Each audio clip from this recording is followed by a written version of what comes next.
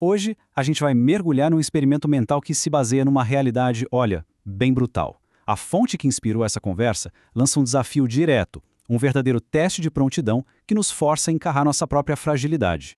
E a pergunta central é essa: seria possível sobreviver 30 dias sem supermercado? À primeira vista, parece simples, né? Mas a profundidade disso é o que a gente vai explorar. E olha, não estamos falando de um detox digital ou um desafio da moda. Aqui o papo é sobrevivência mesmo, pura e simples. O cenário proposto aqui é bem pesado. Pensa só, um colapso total da cadeia de suprimentos moderna. Aquelas prateleiras que a gente está acostumado a ver sempre cheias, de uma hora para outra, vazias. Acabou. O que resta é só o que está disponível na sua casa e ao seu redor. É um pensamento que, nossa, dá até um arrepio, mas que bota o dedo na ferida da nossa dependência. Tá, mas e aí? Num cenário desses, por onde se começa? O material que a gente analisou dá um roteiro bem claro. E ele começa, claro, pelo básico, pelo alicerce que tudo. A primeiríssima regra, a mais importante de todas, é uma mudança de chave na cabeça. A questão deixa de ser o que eu quero comer e passa a ser o que eu tenho para comer. O conforto? Já era. Agora é necessidade. É uma reprogramação mental que é, assim, fundamental para tudo que vem depois.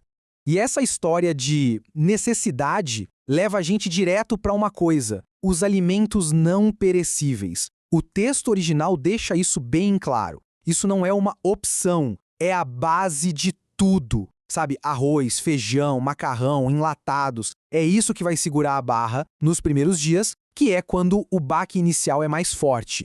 Ok, mas ter um estoque é só o começo da história. Para aguentar 30 dias, o pensamento tem que ir além. Então vamos para as estratégias que transformam essa sobrevivência do começo numa resistência de verdade, de longo prazo. E é aí que entra o segundo princípio.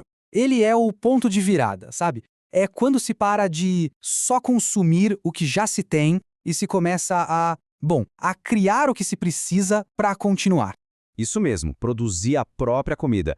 Pode ser uma varandinha, num cantinho que bate sol, não importa. Plantar umas ervas, uns vegetais que crescem rápido, qualquer coisinha vira um recurso super valioso e renovável, principalmente quando aquele estoque inicial começa a baixar. A diferença que isso faz, nossa, gigante.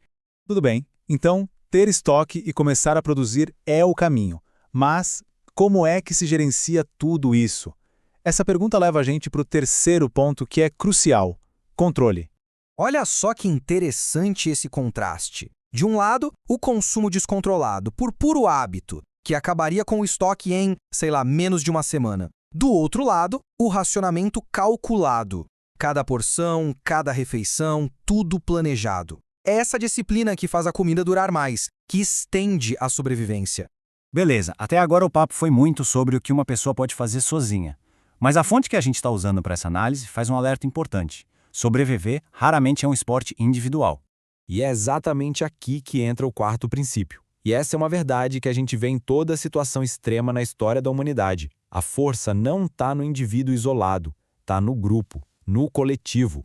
A real é que ninguém sobrevive sozinho. Aquele ditado, a união faz a força? Pois é, aqui é literal. Trocar o que se sabe fazer, dividir os recursos, negociar comida. A comunidade vira uma ferramenta de sobrevivência tão essencial quanto o próprio alimento. Ficar isolado é pedir para enfraquecer. Tá, mas e se os recursos de todo mundo, individuais e do grupo, começarem a acabar? Aí é hora de olhar para fora, olhar para o ambiente. E o quinto princípio fala exatamente disso. Pois é, a natureza pode ser uma fonte de comida que muita gente nem considera. Plantas, raízes, frutas. Só que aqui o alerta é seríssimo. O conhecimento é aquela linha fininha que separa uma refeição que salva a sua vida de um veneno que te mata. Saber o que é seguro para comer se torna uma habilidade de vida ou morte, literalmente. A gente já falou de comida, de estratégia, de comunidade, mas o material que a gente analisou guarda para o final o que talvez seja o elemento mais importante de todos: a batalha final. Aqui acontece aqui dentro. O estômago pode estar roncando de fome, mas no fim das contas é a mente que decide se a luta continua ou não. A fome é física, claro, mas é a perda da esperança que te destrói de verdade, que te paralisa. E essa frase aqui, nossa, ela resume tudo de um jeito perfeito. O desespero destrói mais rápido que a fome. Pensa no peso disso. Então, o ponto-chave é esse. Se a pessoa perde o controle da mente, já era. Todo aquele preparo, toda a comida guardada, todo o conhecimento não adianta de nada. A fortaleza mental é o último recurso, e talvez o mais importante de todos. E assim, depois de passar por todos esses pontos, essa análise toda nos traz de volta para o começo. Só que agora, a pergunta tem um peso bem diferente. A pergunta final não é mais sobre um cenário hipotético para uma pessoa. É um espelho para todos nós. Será que a sociedade como um todo está preparada para um baque desses? Ou será que nosso sistema é frágil demais? É uma reflexão que, no fundo, vai muito além da comida. Faz a gente questionar a resiliência de tudo e de nós mesmos.